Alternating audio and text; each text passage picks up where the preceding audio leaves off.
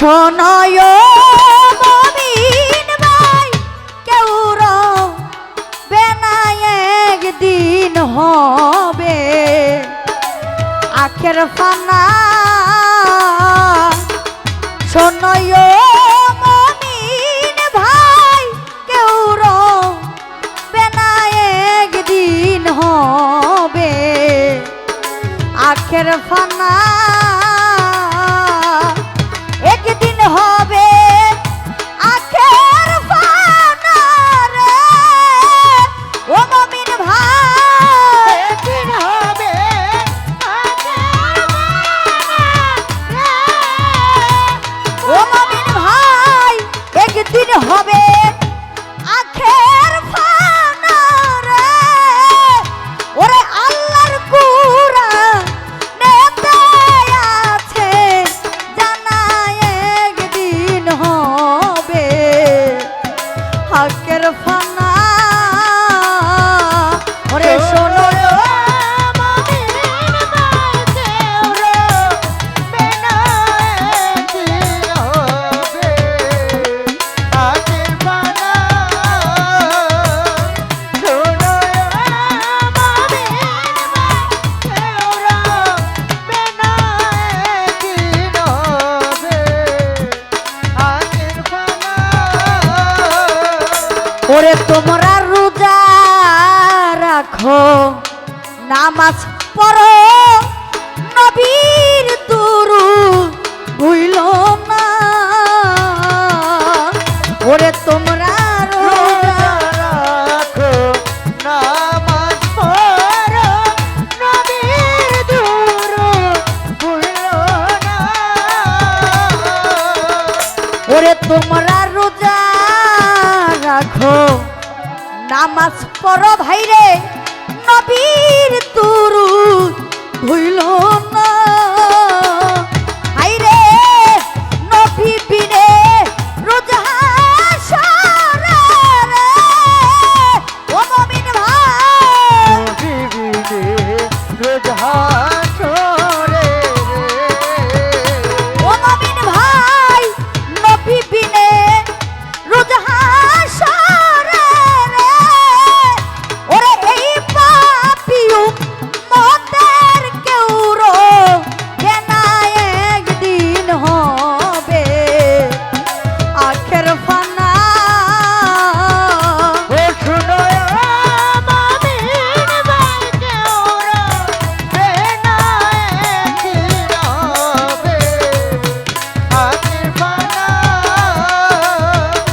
শুনো মমিন ভাই কেউ রবে না একদিন হবে আখের ফানা ওরে ভাইরে সূর্যের তাপে আসমান জমিন হবে রে ভাই তামা ওরে হাই সূর্যের তাপে আসমান পেতে হবে রে ভাই তামা ওরে হাইরে সূর্যের তাপে আসমান জমিন হবে রে ভাই তামা আই উম্মতেরই কষ্ট দেখে রে আমার নবী উম্মতেরই কষ্ট দেখে রে হাইরে উম্মতেরই কষ্ট দেখে রে ও হাইরে কাঁদবে নবী মা ফাতেমা একদিন হবে আখের ফানা শোনো মমিন ভাই কেউ রবে না একদিন হবে আখের ফানা শোনো মমিন ভাই কেউ রবে না একদিন হবে আখের ফানা হাইরে মা ফাতেমা কেঁদে বলবে ও গো আমার রব্বানা ও হায় রে মা ফাতেমা কেঁদে বলবে ও গো আমার রাব্বানা। বাবাজি গানটাতে বলা হয়েছে শোনো ও মুমিন ভাই কেউ রবে না একদিন হবে আকের ফানা। মা ফাতেমা কেঁদে বলবে ওগো আমার রাব্বানা আমি হাসান হুসেনের বিচার চাই না তুমি আমার বাবার উম্মতেরে তরাই নাও। এখানে একটা ঘটনা আছে বাবাজি দুনিয়া কিয়ামত হয়ে যাবে কিয়ামতের পরে হাসর হবে কিন্তু আমরা জানি দুনিয়াতে হাসরের ভিতরে আমরা জানি যে আমাদের সব বিচার হবে হাসরের ময়দানে নাকি কিন্তু দেখবেন বাবাজি দুনিয়ার ভিতরে আমার আল্লাহ তাআলা অনেকের বিচারটা দুনিয়াতেই করাই নেই। আমরা যারা আল্লাহর বান্দায় আছি আমার আল্লাহ পাক কিছু কিছু বিচার আমাদের দুনিয়াতে করাই নেই কিন্তু আমরা মানুষ সেটা বুঝতে পারি না। একদিন আমার মা ফাতেমা আমার রাসূল আমার মা ফাতেমাকে ডেকে বলে ও মা ফাতেমা আসো তোমাকে আমি একটা জায়গাতে নিয়ে যাব। তখন আমার নবী যখন মা ফাতেমাকে কথা বলে তখন মা ফাতেমা আমার নবীর সাথে সাথে যায়। তখন আমার নবী একটা জঙ্গলের ভিতরে একটা মসজিদ বাবাজি কথাটা লক্ষ্য করে শুনেন জঙ্গলের ভিতরে একটা মসজিদ ওই মসজিদের ভিতরে আমার মা ফাতেমাকে নিয়ে যায়। নিয়ে যাওয়ার পরে আমার নবী মা ফাতেমাকে বলে মা তুমি এখানে নামাজ পড়ো এখানে নামাজ পড়ো আমার আল্লাহর নামে তুমি আমার নামে তুমি দুরূদ পাঠ করো। এমন পাঠ করতে করতে মা ফাতেমা প্রতি রাত্রে ওই জঙ্গলের ভিতরে ওই মসজিদের ভিতরে যায়।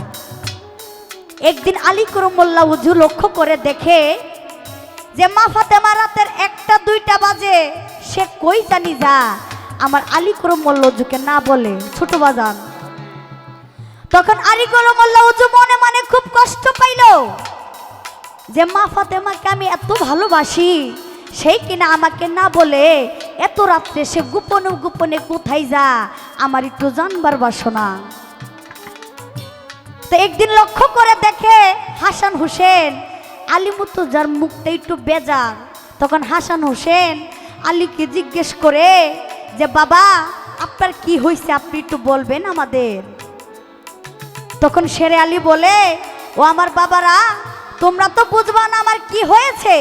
তখন হাসান হোসেন বলে যে বাবা আপনি একটু বলেন না আমরা শুনতে চাই দাদাজি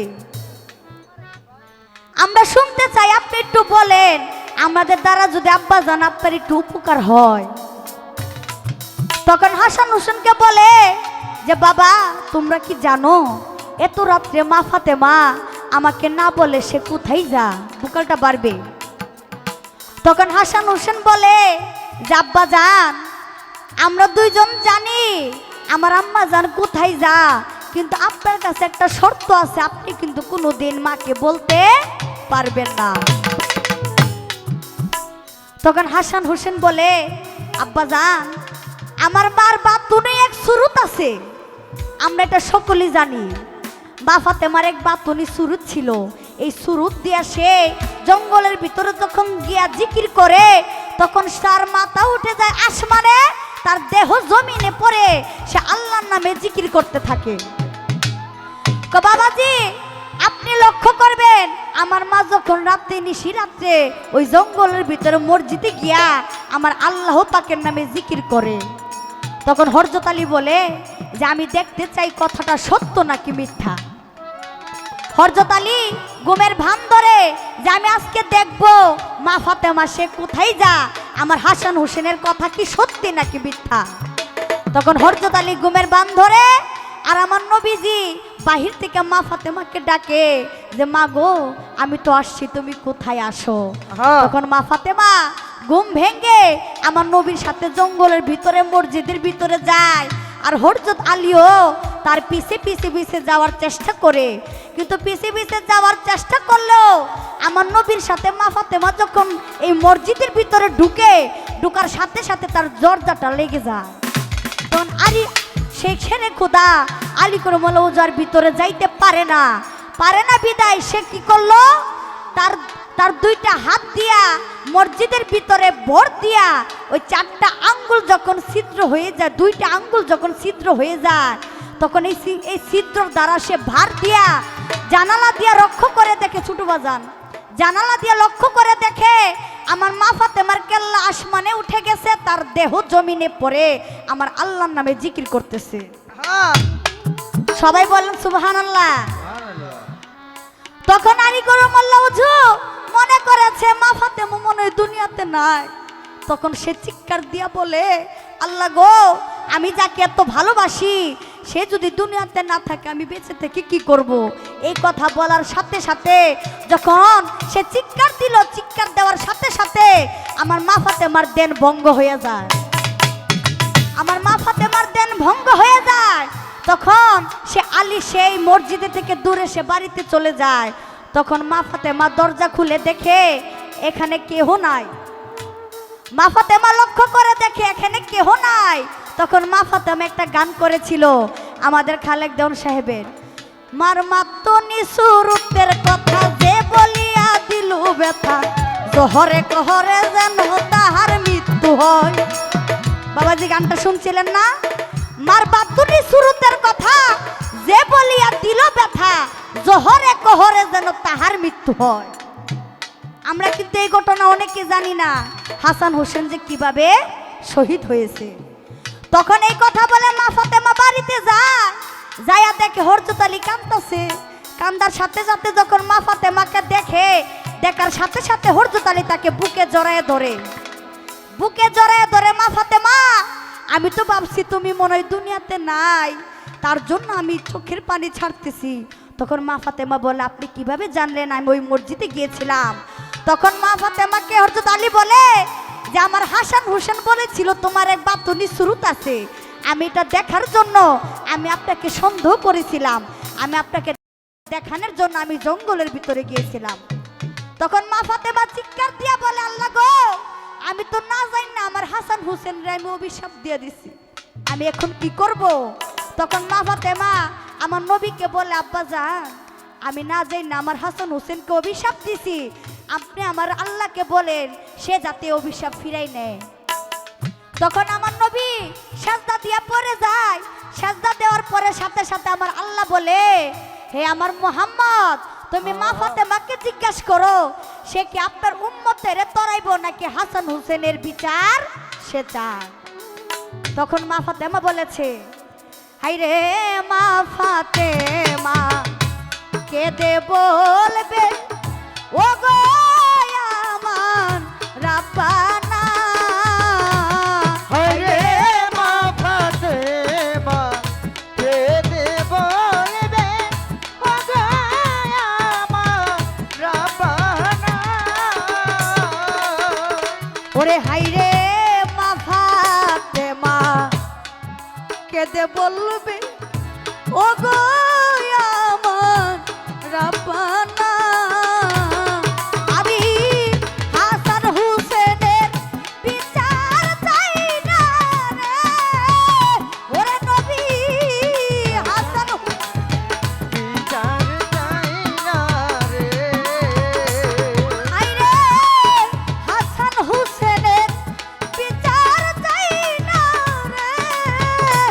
আই রে পাপিউ মতের দাও বেহেস, খানা একদিন হবে। হাতের ফানা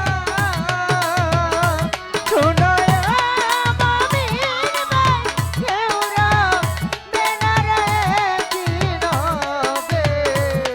হাতের ফানা ওরে ভাই রে আইসো ভবে যাইতে হবে, কেউ থাকিতে পারবা না। ও হাই রে আইসো হবে যেতে হবে, কেউ থাকিতে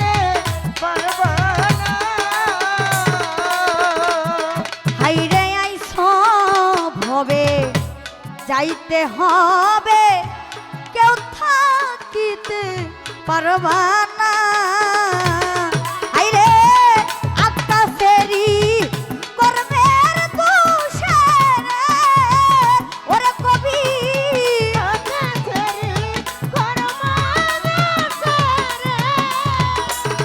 আইরে আকাশেরই কর্মের দোষেরে, ওরে আমার দয়াল নবীর দিদার পাইল না একদিন হবে। আগের পালা শুনো আমি ভাই কেউরা বেনারে একদিন হবে। আগের পালা একদিন হবে আখের ফানারে মমিন ভাই, একদিন হবে আগের পালা রে। আইরে একদিন হবে আখের ফানারে, আল্লাহর কুরআনেতে